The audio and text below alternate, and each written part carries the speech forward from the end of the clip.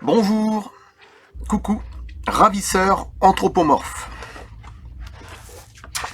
OVNI, créateur de l'humanité de Jean Sider.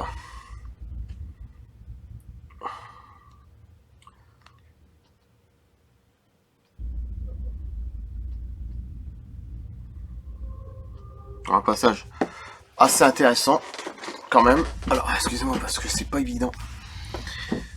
Quand t'as une hernie discale.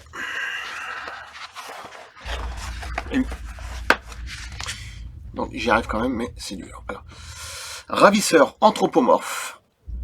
Si les abductions sont parfois perçues de manière négative, d'autres développent un scénario positif. Voici un cas de ce genre qui, chose très rare, aux États-Unis implique des ravisseurs humains selon nos standards qui ont d'ailleurs été assimilés à des anges par le témoin. Okay. L'enquêteur est Don Worley, chercheur moins connu que Bud Hawkins et John Mack. Mais en 33 ans d'intéressement à ces phénomènes, il a à son actif plus d'une centaine d'enquêtes sur les abductions.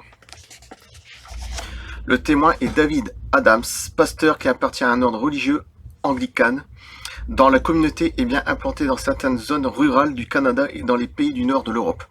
Nous soupçonnons qu'il doit s'agir plus vraisemblablement d'une secte.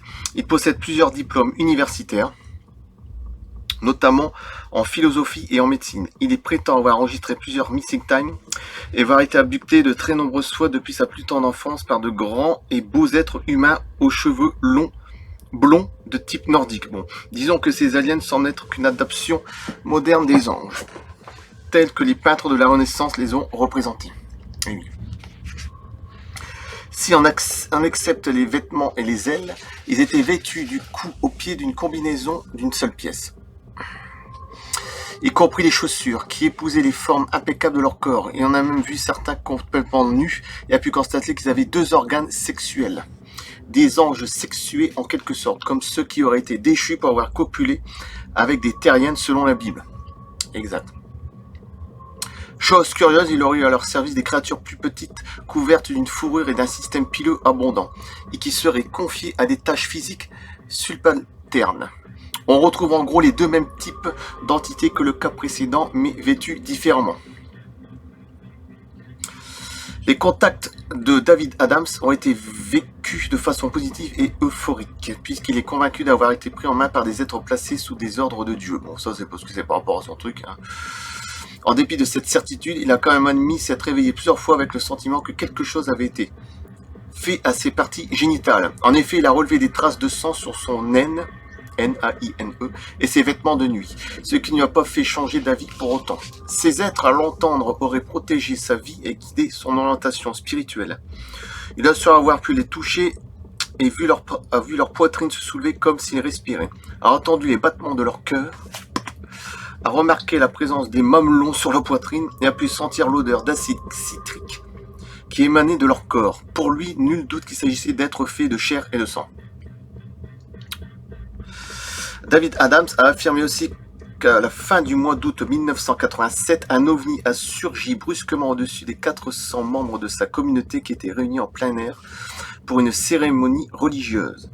Une seconde avant son apparition, il n'y avait rien dans le ciel, mais puis l'objet était visible tout d'un coup, comme s'il s'était matérialisé en une fraction de seconde. Si cet homme est sincère, il pourrait avoir eu affaire au même type d'apparition que le physicien anglais William Crookes dans les années 1870. Attention. Avec aussi une soucoupe. Au cours des plusieurs séances de spiritisme, et cette entité aurait orienté ses visions en fonction de son esprit imprégné de croyances religieuses. Rappelons brièvement que William Crookes a eu l'opportunité de vérifier la matérialité provisoire d'une entité se faisant appeler Cathy King en faisant les mêmes constats, et même beaucoup mieux, que David Adams, et ce en présence de plusieurs témoins. Cet esprit est apparu en diverses occasions en se matérialisant, puis il disparaissait en se dématérialisant progressivement. Don Worley, c'est pas que la couleur est bonne, ajoute également avoir relevé d'autres cas de nordiques, des nordiques, qui se sont manifestés à des individus de deux sexes appartenant à des sectes religieuses, vivant exclusivement à l'écart des centres urbains dans des mêmes régions. Oui, parce qu'il y en a qui se servent de ça pour faire leur propre secte. De toute façon, ça joue comme beaucoup, hein, comme Raël, tout ça. Pas tous, heureusement.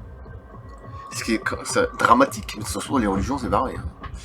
Ils se servent de ça pour faire leur petit business, hein, malheureusement. Alors que si tu es un esprit comme assez ouvert, tu vois que ça n'a rien à voir avec ça. L'écart des centres urbains des mêmes régions. Et qu'aucun cas de petit gris n'y a été signalé. Dans le Glacier National Park, au Montana, un groupe de telles personnes, sans observer le moindre ovni, s'est retrouvé brusquement transporté d'une curiosité géologique appelée The Garden Wall, à 5000 miles, 8 km plus loin, avec un missing time, c'est-à-dire un temps manquant, et sans le moindre souvenir d'avoir franchi cette distance. En 1963, dans l'Icelandic State Park, dans le nord Dakota, 7 adolescents, ont disparu temporairement. Ils ont réapparu le lendemain, mais ils n'ont jamais vu d'OVNI. En 1995, 7 jeunes garçons qui visitaient une île sur la rivière Wisconsin ont vécu le même incident. La même année, 11 jeunes gens qui campaient dans le nord du Maine ont été aspirés dans un ovni avec leurs sacs de couchage et leur matériel de camping par un rayon lumineux pendant qu'ils se trouvaient autour d'un feu de camp. Vous imaginez le truc, hein? Tous ces incidents semblent avoir été le fait des Nordiques afin d'examiner les organes reproducteurs des abductés avec prélèvement d'échantillons de sperme pour certains d'entre eux. C'était quand même un passage très intéressant. Ravisseur anthropomorphe. Voilà, franchement c'était encore un passage intéressant. Je n'avais pas fait cette vidéo. J'ai même mes reptiliens, je n'ai même pas encore partagé, je l'avais fait. Donc je vous coupe là, merci. Avec la musique Alien Covenant. OVNI, créateur de l'humanité, de Jean Sider. A bientôt.